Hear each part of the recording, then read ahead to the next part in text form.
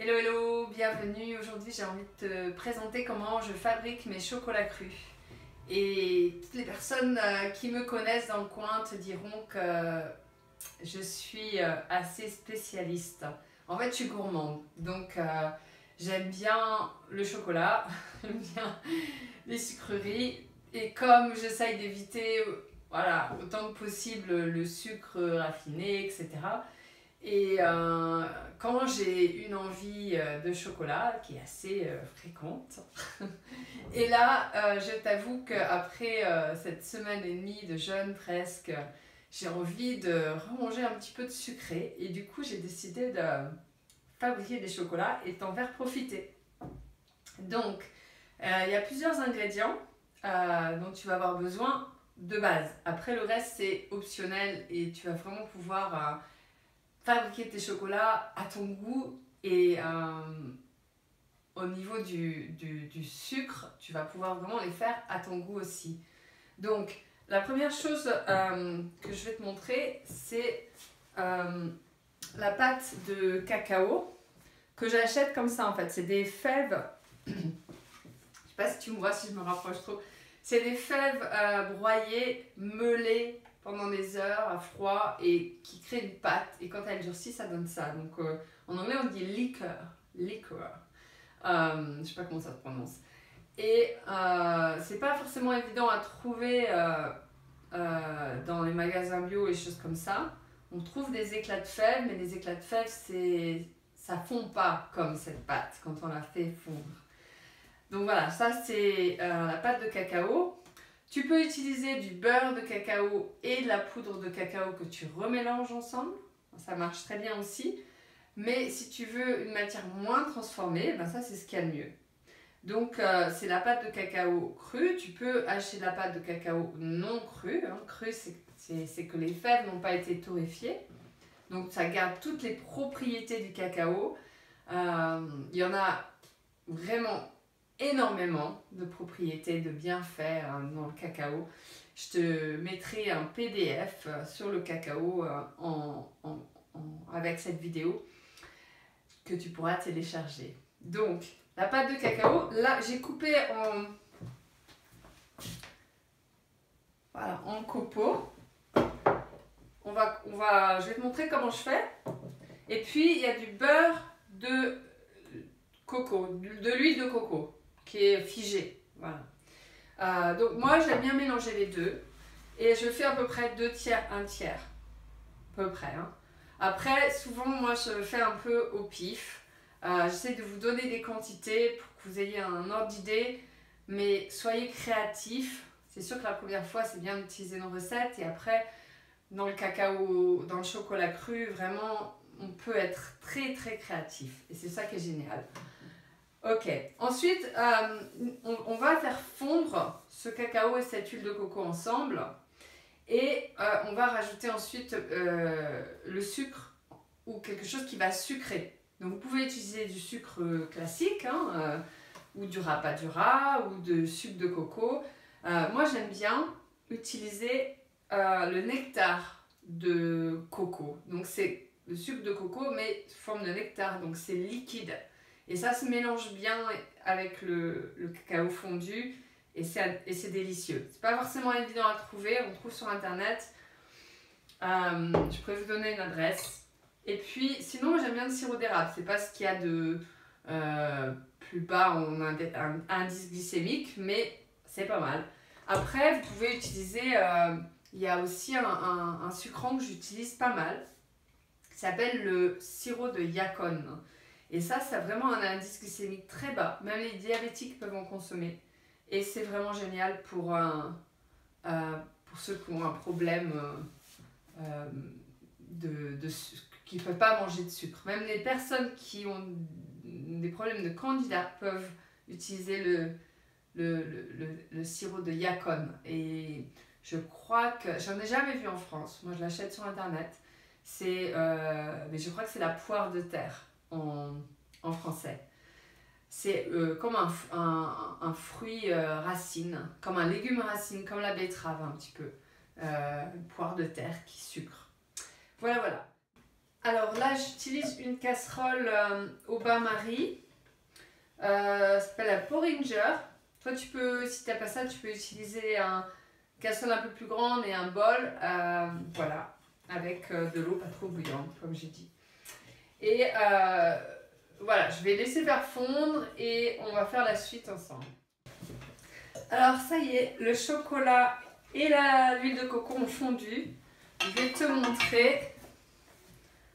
Voilà, je sais pas si tu vois bien. Bon, c'est du chocolat fondu. Hein. Ça ressemble à du chocolat fondu. Donc dans ce chocolat fondu, je vais rajouter vraiment en fonction de mon goût le sucre. Donc là, j'ai choisi d'utiliser le sucre de coco. Donc le mieux, je ne vais pas te donner de quantité. Le mieux, c'est que tu en mettes et que tu goûtes au fur et à mesure. Et tu vas savoir comment tu l'aimes, parce que c'est très différent d'une personne à l'autre. Tu vois qu'il aime très sucré, d'autres pas du tout. Donc le mieux, c'est que tu fasses en fonction de toi. Voilà, moi je connais un petit peu à peu près comme ça, à vue de nez, les quantités. Mais je vais quand même goûter pour être sûre.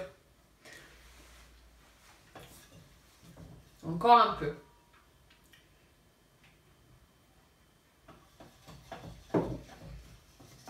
Il y a quand même pas loin de 400 grammes là, de chocolat et huile de coco mélangée. Donc voilà, quand même une quantité de sucre pour aller avec ça. Là, c'est pas mal.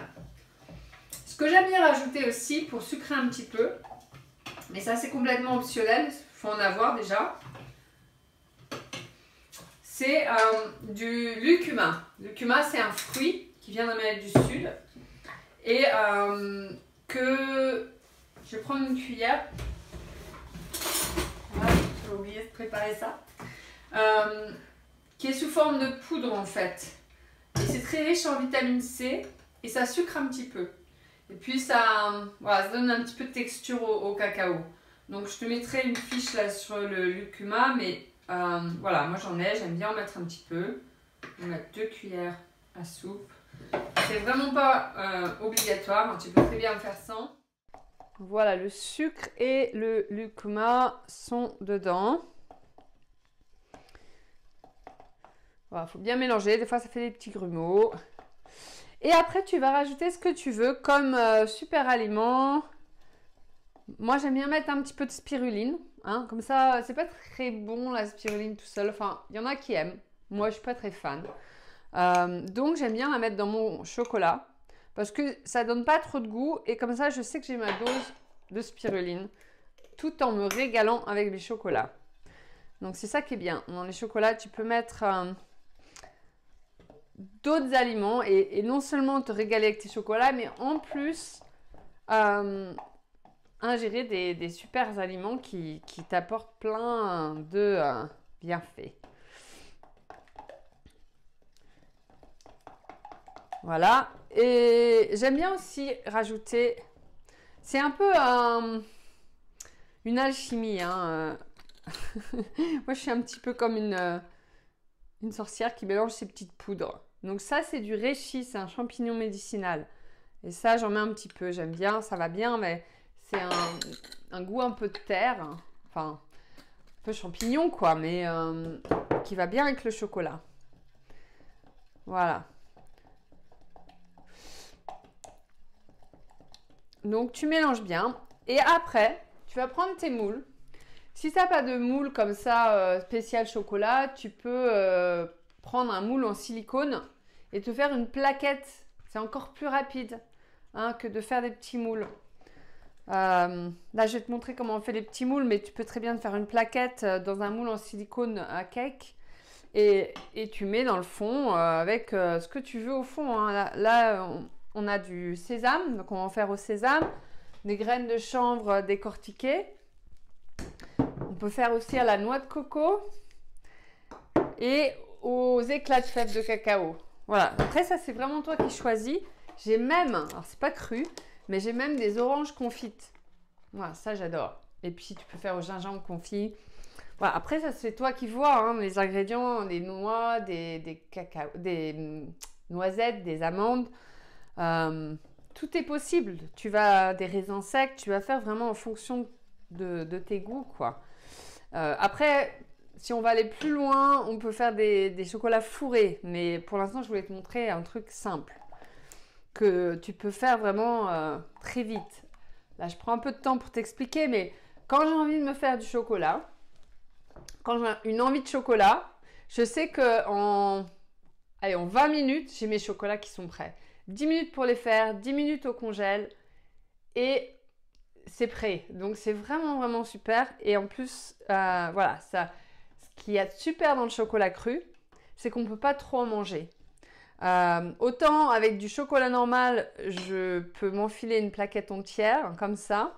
Hein, j'avoue, je suis gourmande, j'ai un faible avec le chocolat. Mais avec le chocolat cru, c'est pas possible. C'est très très riche. Voilà, il y a tellement de bonnes choses dans le cacao que ça vient cocher toutes les cases en fait. C'est comme si on a tout ce dont on avait besoin et qu'on n'a pas envie d'en reprendre. C'est comme ça dans le cru en général, hein, dans tout ce qui est vivant. Je trouve que quand on mange vivant, enfin moi c'est ma théorie, hein. Après ça ne tient qu'à moi. C'est comme si on a des cases à cocher. Et quand on mange du cru, du vivant, souvent ça coche plus vite toutes les cases.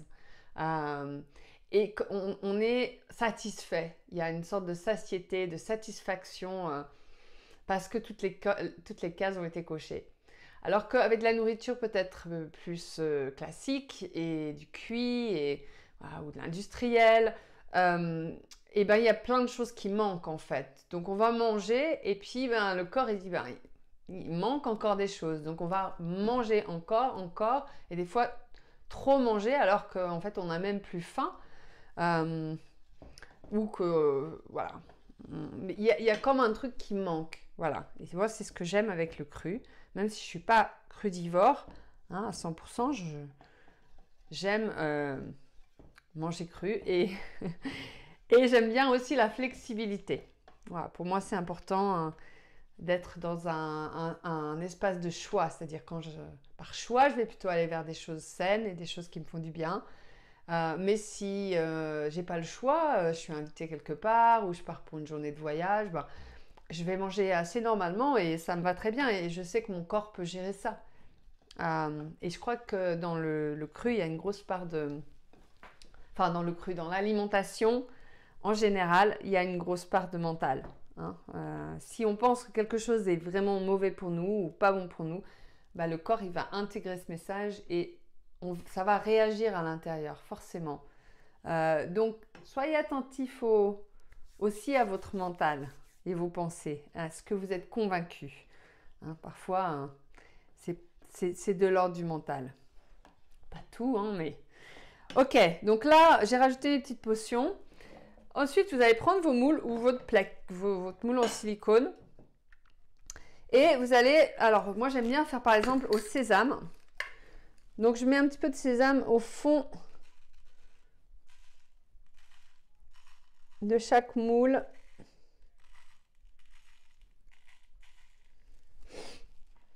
Voilà, par exemple, on peut faire la noix de coco. Alors, soit on le mélange avec le chocolat. Si on veut faire que des chocolats au sésame, on peut mettre le sésame carrément dedans. Je vais prendre une petite cuillère, ce sera plus simple. Hop. Ou soit on le laisse au fond des chocolats. Et ça fait, esthétiquement, c'est assez joli. Voilà. Par exemple, ces moules-là, on va faire comme ça. Parce que j'ai un faible pour l'orange confite et le chocolat à l'orange, je vais en faire à l'orange confite. Voilà. Si vous êtes extrême dans le cru, c'est pas forcément ça qu'il vous faut. Mais à vous de voir. Voilà. C'est très sucré, hein, mais bon. Faut se faire des plaisirs aussi, hein. Moi, je crois que c'est important de ne pas être dans l'extrême et de savoir s'autoriser à des petites choses qui qui sont bonnes aussi. C'est important. C'est mon avis. Donc voilà, là on a des chocolats à l'orange confite. Ça colle au doigt. Et on peut bien sûr en faire des natures. Je vais en faire quelques-uns aux éclats de fèves. Allez, on va faire ceux-là, là. Alors, vous avez vu, j'ai choisi que des cœurs. J'aime bien les cœurs. J'en ai plein partout chez moi, des cœurs. Et j'en trouve tout le temps aussi, dans la nature. Les pierres en forme de cœur. Voilà, les chocolats en cœur. Je vais en laisser quelques-uns nature.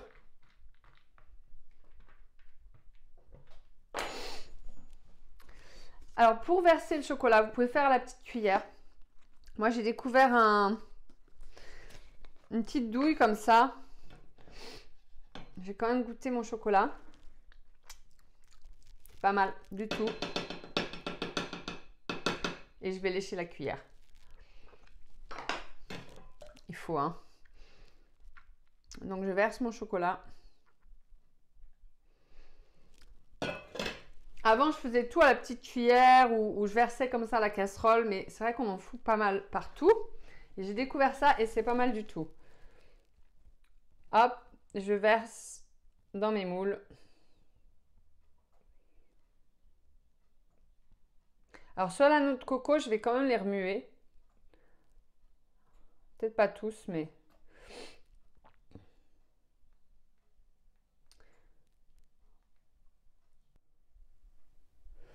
Alors voilà, je te montre voilà, le chocolat dans les moules. Et je vais les mettre au congèle. Voilà. Et tu vois, j'ai fait une plaquette de chocolat dans un moule en silicone avec des raisins. Et on peut remuer un petit peu plus. Enfin, ça commence déjà à durcir. Des raisins et de la noix de coco et des graines de chanvre. Voilà, tu peux vraiment être créatif et les faire à ton goût. Voilà, je vais mettre tout ça au congèle et je te montrerai le résultat pour terminer. Et voilà le résultat, c'est pas beau ça. Donc on a une belle plaquette de chocolat. Je la retourne. Et on a ce au sésame. Alors noix de coco j'avais mélangé. Voilà, les fèves de cacao et puis les petits, je sais plus ce qu'on a mis dedans. Et voilà, je vais me régaler, je vais pas tout manger d'un coup c'est sûr.